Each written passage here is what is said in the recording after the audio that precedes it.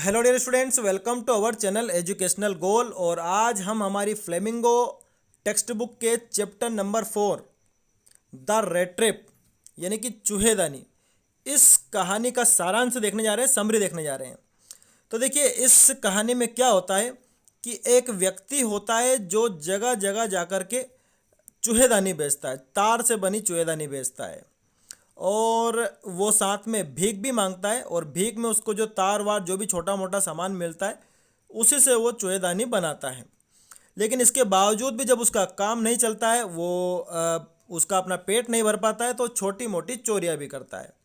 तो एक बार ऐसे ही चूहेदानी बनाते समय उसे एक बड़ा ही दार्शनिक ख्याल आया कि ये जो पूरा पूरा जो संसार है ये वास्तव में एक चूहेदानी के समान ही है। उसको ऐसा ख्याल आया कि कैसे एक चूहेदानी में एक जरा सा अनाज का टुकड़ा हम लगा देते हैं, तो उस जरा से अनाज के टुकड़े के लालच में एक चूहा आकर के उस चूहेदानी में फंस जाता है। उसी प्रकार जो मनुष्य है, इस संसार में जो अनेक प्रकार के जो लालच है, बड़े मकान, बड़ी गाड़ियाँ, इन सब के लालच में आकर के इस माया जाल में, मोह माया जाल में फंस जाता है। तो एक बहुत ही बेहतरीन उसको ये दार्शनिक ख्याल आया, और इस दार्शनिक ख्याल ने उसे मन ही मन आनंद प्रदान किया, क्योंकि वो ये पाता है कि सारी दुनिया पैसे कमाने में लगी हुई है, इस भौतिकतावाद के वातावरण में फंसी हुई है, लेकिन वो इन सबसे बचा हुआ है क्योंकि उसके पास कुछ है ही नहीं। वो सिर्फ भीख मांगता है, और उस भीख में थोड़ा बहुत जो सामान मिलता है उससे वो चूहेदानी बना लेता है। तो एक बार की बात है कि शाम के समय वो जब जा रहा था, तो उसने एक घर के सामने जाकर के दरवाज़ा खटखटाया, और जैसे ही दरवाज़ा खुला तो एक व्यक्ति बाहर आया, और उसने इस भिखारी को या फिर इस रेड ट्रैप सेलर को अपने यहाँ शरण दे दी। यानी कि उस रात वो जो रेड ट्रैप सेलर है, वो जो भिखारी है, वो उसी व्यक्ति के घर रुका। और वो व्यक्ति इतना अच्छा था क्योंकि वो अकेला था, तो उसने बढ़िया इसकी आवभगत करी, इसके साथ भोजन किया, यानी कि इसको भोजन दिया और तंबाकू दी, और इसके साथ ताश भी खेली। और बात ही बात में उसने बताया कि वो थोड़े बहुत पैसे भी कमा लेता है, और जो पैसे यहाँ रखे हुए, एक स्थान बता देता है वो एक खिड़की के पास कि ये मेरे पास पैसे यहाँ रखे हुए हैं। वो इस पर बहुत यकीन करता है, और इसी तरह रात में दोनों सो जाते हैं। फिर जब सुबह उठते हैं तो ये जो चूहेदानी बेचने वाला व्यक्ति है, ये उससे विदा लेता है, और फिर वहाँ से जाने के बाद फिर से इसके घर आता है, और वो जो पैसे थे, यानी कि 30 रुपये, आप कह सकते हैं 30 क्रोनोर, वो चुरा लेता है। और जब ये चुरा लेता है तो चुराते समय तो बड़ा खुश होता है कि चलो कुछ तो मिल गया, थोड़ी बहुत चोरी आज भी हमने कर ली।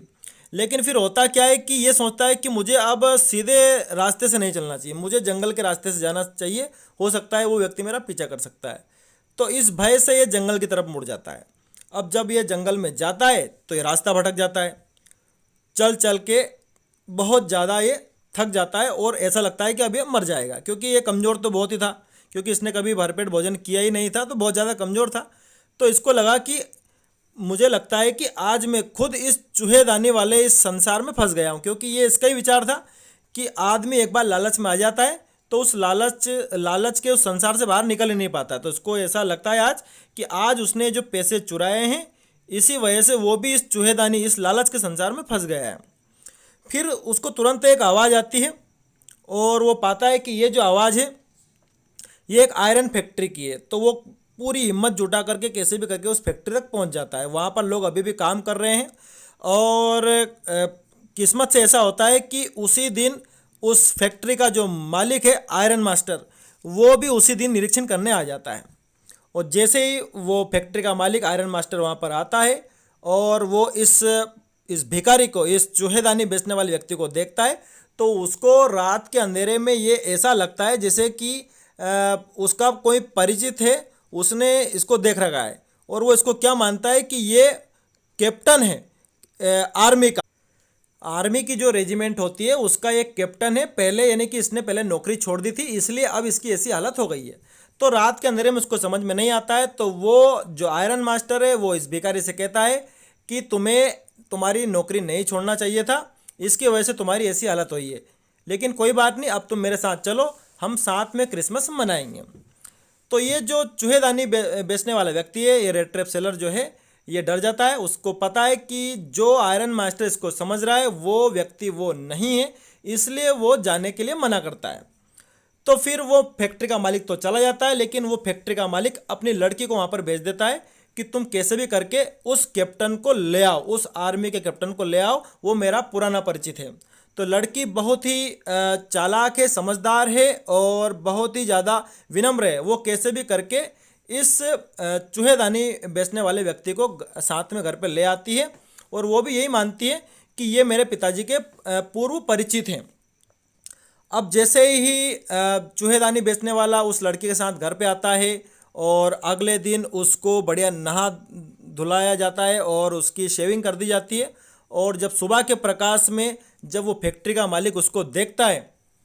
कि ये व्यक्ति तो वो है ही नहीं जिसको मैं जानता हूँ, ये तो कोई और है, तो फैक्ट्री का मालिक उस पर भड़क जाता है और उससे कहता है कि तुम्हें यहाँ से तुरंत चले जाना चाहिए, अन्यथा मैं तुम्हें पुलिस के हवाले कर दूंगा। तो चूहेदानी बेचने वाला व्यक्ति कहता है कि देखो, मैं तो आपको उसी समय कह रहा था कि मुझे आप मत ले जाओ, लेकिन आप नहीं माने, आपने आपकी लड़की को भेज दिया। तो फिर इसी बीच जो आयरन मास्टर की जो लड़की होती है वो कहती है कि जब हम हमारी इच्छा से इस व्यक्ति को घर पे लेके आए हैं, ठीक है, ये वो व्यक्ति नहीं है जिसको आप जानते हो, फिर भी हमें इसके साथ ही क्रिसमस को मनाना चाहिए।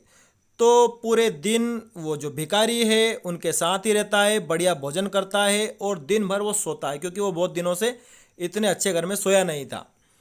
अब जब वो आयरन मास्टर और उसकी बेटी जब चर्च जाते हैं अगले दिन, तो वहाँ उन्हें खबर मिलती है कि एक चूहेदानी बेचने वाला व्यक्ति है जिसने एक व्यक्ति के पैसे चुराए हैं, और वो व्यक्ति पहले इन्हीं की फैक्ट्री में काम करता था। तो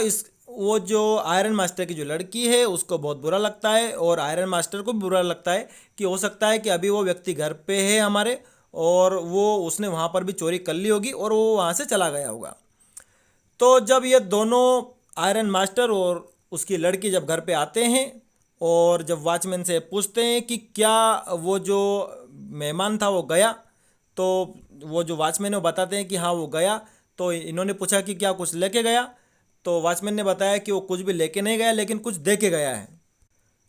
तो आयरन मास्टर की लड़की देखती है कि आखिरकार क्या दे के गया, तो वो जो चूहेदानी बेचने वाला व्यक्ति है वो वही 30 रुपये या 30 क्रोनर जो पैसे थे वो छोड़ के गया, और उसने उस लड़की के नाम एक पत्र भी लिखा है कि आपने मेरा जो एक आर्मी के कैप्टन की भांति जो सम्मान किया है, आदर सत्कार किया है, इसलिए मैं भी बदला हूँ और मैंने जो उस बूढ़े व्यक्ति के जो पैसे चुराए थे वो मैं आपको देकर जा रहा हूँ।